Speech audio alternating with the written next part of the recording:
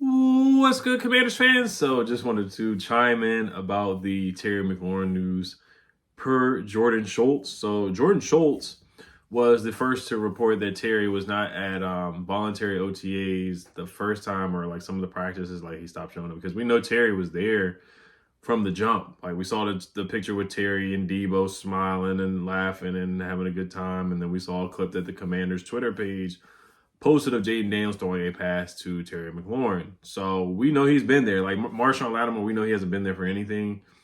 Somebody said today that Laramie did show up to like one of the workouts, like one of the weightlifting sessions, or like, running around on the field and stuff like that. So I don't know how true that is, but we know Laramie hasn't showed up to anything. And we do know that Terry has done this before. Now, this is not the first time that Terry has not showed up to an OTA or offseason workout because of a contractual situation. I think the last time he showed up, but just did not participate. Now, mandatory minicamps is next week. It's Tuesday through Thursday. So it's going to be June 10th through June 12th. So you have to go or you're going to be fine. So Marshawn's going to be there. Laramie's going to be there. Is Terry going to be there? He's going to show up and just not participate. What are the ramifications of the fines? Do you have to be there and practice? Like you can't just sit around and not do anything, or you'll still get fined. So I don't know the ramification or the guidelines or the rules for the NFL or by the NFL. But so let's read what Jordan Schultz wrote in his article here. So Jordan Schultz, it looks like I think Jordan Schultz. So what I think is going on is that Terry's agent and Jordan Schultz must be very close, and that Terry's agent may be feeding information to Jordan Schultz. Now, before we get into what Jordan Schultz has to say, Terry is a awesome professional. I think he deserves all the money that is coming his way. On and off the field, he's just been great. He's been a captain. He stepped up as a vocal leader, broke the franchise record for touchdowns last year with 13. Always a 1,000-yard receiver with the quarterbacks that he's played. So he's played with Jacoby Brissett, Sam Howell, Carson Wentz, Garrett Gilbert, Taylor Heineke, Kyle Allen, Dwayne Haskins, Case Keenum, Alex Smith, and Colt McCoy. I really feel like there's more quarterbacks than that. Ryan Fitzpatrick is actually on this list too. Like he's played with so many. This is from the Sleeper Commanders Twitter, and they're missing guys. Like that's how many quarterbacks he's played with. That they put a list out, and they're missing people that Terry has played with. And no wide receiver should really have to go through that. Like I said yesterday, he's one of the few Redskins that are left on the team. I know it doesn't really matter in the grand scheme of things, but you get the point of how long this guy has been on the roster. And it's not like, he's been on the roster for a long time. Captain of the team. Everything you ask for this guy, he's going to give you 110% effort, man. He's going to give you 110% effort. Every play, every down, doesn't matter what it is, he's going to be a legitimate professional. And he finally has a quarterback who got the best out of him last year. Took a little bit of time to connect, but he got better in every way. Like started to finish more, even though he did get tripped up shoelace tackled in the Browns game and the Bears game. But other than that, he finished plays, man. So what he did against the Giants and Deontay Banks. I mean, I don't have to go into a full spiel about Terry McLaurin. We know what it is. I think he's a top 10 receiver in this league. We know he's a number one receiver in this league. You don't have to argue that anymore. I know that was a whole argument. Is he a number one? He's a number one in this league. We know that. That's a fact. He's a number one. So let's read the article here real quick. So the article, let me pull it up from Jordan Schultz. It says, wide receiver Terry McLaurin is reportedly frustrated, in quotation marks, with his contract situation as he enters the final year of his deal with the Washington Commanders. NFL insider Jordan Schultz reported Thursday the Ohio State product has made it clear to the team that he's frustrated with the lack of progress on a long-term deal during a process that has included minimal discussions. Schultz also noted McLaurin unexpectedly left voluntary workouts after initially attending, which leaves his status for mandatory minicamp up in the air. So Terry doesn't even sound like a guy that would do that. Like I think he would definitely communicate and talk to them and be like, "Hey, I'm not gonna be here because the contract situation." I don't think he would just dip out of workouts and just leave.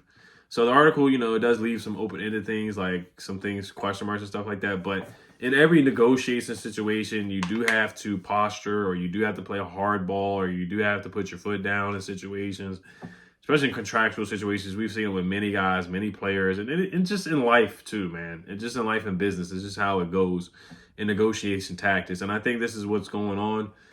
I think we all know a deal is going to get done. They're not going to let him leave. We're not going to let our best offensive player other than Jaden leave the team. Like that would certainly hamper our offense and hurt our team when we finally have a legitimate receiving core next to Terry McLaurin with Deebo Samuel and Noah Brown. So it wouldn't be smart to let our wide receiver leave. Now, what I will say too is NFL Rums, the rumor page, said the Chargers are monitoring the situation. I know there's probably more than just the Chargers monitoring the situation. Looking for Terry McLaurin services. And if we made him available for trade or if he requested a trade, a lot of teams would be lining up and calling and making phone calls to Adam Peters. Now, Adam Peters, he's gotten a lot of deals done. He's made some trades and gotten deals done, and I don't think he's going to play around with the situation. But they need to get this done before, man. In my opinion, I don't think they need to wait till training camp. I think that's way too long. We saw Brock Purdy get an extension. We saw Rashad Bateman just get an extension. We saw a couple guys get extensions and get paid, and if you want to compare Terry's contract, what he's got right now, against all the other receivers in the league. So Jamar Chase is getting $40 million per year. We knew that was going to happen. Justin Jefferson is getting $35 million per year. When he gets another contract, it's going to go up even more. CeeDee Lamb, $34 million per year. DK Metcalf, $32, which I think you can argue Terry's better than him. Now, Terry's 30. That's like the only knock. He's 30 years old. How old is Terry? Terry's 30 years old, so that's like the knock on him. Everyone's like, oh, he's 30. Can he keep it up? He's old. Is he going to do this in this next contract? Are you going to pay a 30-year-old guy too much? The way his style of play is not really heavily relied on athleticism, in my opinion. He does a lot of contested catches because he doesn't he creates separation, but he is more of a contested catch guy. He is a body catcher. He's starting to get back to his rookie form where he was a yak guy. He started to get more yak this year, as you saw in the Lions game in the playoffs. But like I said, A.J. Brown's $32 million per year. He's going to get more money than that pretty soon. Amon-Ra St. Brown, $30 million per year. I think and Amon-Ra is 26. Now, if you want to argue that Terry is better than Amon-Ra, I would not disagree with you. Tyreek Hill, $30 million per year, and Tyreek's got all the problems going on that he's got going on. Brandon Ayuk, $30 million per year is just, come on now. Terry should be getting more than Brandon Ayuk. Tyreek Hill's 31. Brandon Ayuk is 27. T. Higgins, $28 million per year, 26 years old. Jalen Waddle, $28 million per year. Terry's better than Jaden Waddle, in my opinion. DJ Moore is a darn good receiver, $27 million per year. Devontae Smith, $25 million per year. Nico Collins, $24 million per year. Deebo Samuel, $23. Michael Pittman, $23 million per year. And then Terry McLaurin comes in at $23 million per year. Calvin Ridley right behind him with $23 million per year. Chris Godwin just got $22 million per year. So Terry, in my opinion, he deserves, I would do a 3-year, $30 million deal. $90 million. And that's what I would do, man. I don't know how much he's asking for. That's the thing, too. That's the thing we don't know. Is he asking for CeeDee Lamb money, 34? Is he asking for $35 million like Justin Jefferson? We don't know. Or is he asking for 32 like DK Metcalf? If he asked for $32 million per year like DK Metcalf has, I would have no problem doing 32. Now, 35, 34 is where we get a little dicey, but it doesn't hurt to ask. When you're negotiating, it doesn't hurt to ask. So like I said, I'm projecting right now. I don't know what's been said in Ashburn or on the phone between Terry, his agent, and Adam, and possibly Dan Quinn as well. I don't know, but I'm pretty confident they're going to get a deal done with Mr. the President Commander Terry McLaurin. So I got a good feeling they're going to get a deal done. But they definitely should speed up the process. If what is being said is true, minimal conversations, then that is not a good thing when Adam Peters, like, you don't want to alienate your best wide receiver by far. You don't want to do that. But like I said, I'm not going to go on Jordan Schultz's word right now, and we'll see what happens. I think a lot of deadlines are going to make things happen. So the mandatory minicamp, we'll see what happens. By then, if he doesn't show up, then it will definitely cause some more controversy and stuff like that. Jordan Schultz will come out with more articles, more tweets, stuff like that.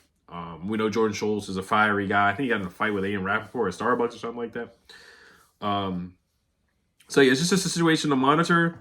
The Chargers thing, like I said, I wouldn't take too much stock into that. That was just more like a projection article, but that probably is true. I don't see why a team would not be monitoring and having their eye on Terry McLaurin. When you have a legitimate receiver, a top 10 receiver like that, of course, everybody's going to have their eye on that player. Like, everybody's going to be making moves like that. After you saw DK get traded, George Pickens get traded, other guys like that, so you just never know. But we're not gonna trade Terry McLaurin. That's not gonna happen. He's not gonna we're gonna pay him. We're gonna make some shape. We're gonna make something happen. So, all right, you guys, let me know what you guys think. As always, it says Terry McLaurin ignites trade speculation as Los Angeles Chargers pursue explosive wide receiver to enhance the offense. This is by Henry Martin on motorcyclesports.com. That's the article that I do see right here, but it doesn't say like per sources or anything concrete. It just says like the Chargers are looking to add a wide receiver and may have their eyes on Terry McLaurin. So, and I would not trade him. I wouldn't trade Terry McLaurin anyway. Like it would. Like, I don't think it's going to get ugly, but yeah, it would probably have to be that kind of situation. How many years does he have left on his contract real quick before I wrap this up? But yeah, 30 to 32, let's get a deal done. Let's not make this complicated. 30 million to 32 million dollars per year and get a deal done.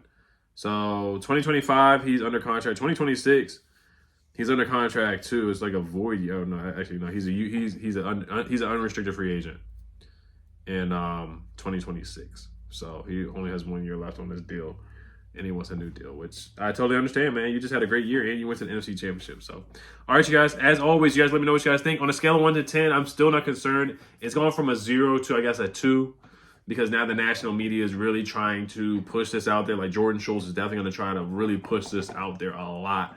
And he's really, like, if he doesn't show up to mandatory minicamp, now Adam Schefter is going to be on it. Garofalo's going to be like, all the big national media reporters are going to be on this, and then now it's just going to swirl into a big thing, and that's kind of what I really just don't want to happen next week. But if it happens, it is what it is. But I think ultimately they do get a deal done. So, all right, guys, as always, Commanders. Peace.